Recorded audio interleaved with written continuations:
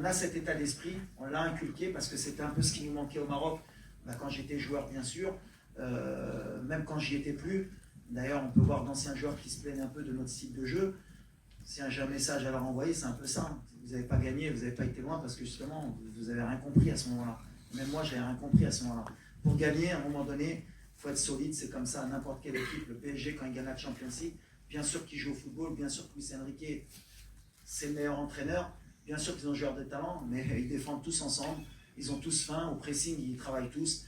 Et qu'à un moment donné, le talent, il ne suffit pas, et encore moins en Afrique. À un moment donné, c'est ce que j'essaie d'apporter justement sur cette sélection, sur cette génération qui arrive, sur les plus jeunes, que quand on veut gagner des titres, il faut être solide. Et aujourd'hui, le Maroc, on est solide défensivement. Et après, le reste, on l'a toujours eu. Des joueurs de talent, des Brahim Diaz, des Hakimi, des Tarat, des Belanda, des Boussoufa. On a toujours eu des joueurs de talent. Des Zaïri, c'est pour ça que je dis à chaque fois, on me dit j'ai une super génération. Le Sénégal, ils ont toujours une super génération. Le Maroc, ils ont toujours une super génération. La différence aujourd'hui, le mindset que les Sénégalais ont pour être réguliers, le Maroc, le mindset maintenant qu'on a pour être régulier, c'est ce qui fait que maintenant on peut rivaliser avec les Européens, avec les Sud-Américains. C'est qu'aujourd'hui en Afrique, notre football il a grandi. Et pour finir, comme ça on finit sur une bonne note, on oublie la finale.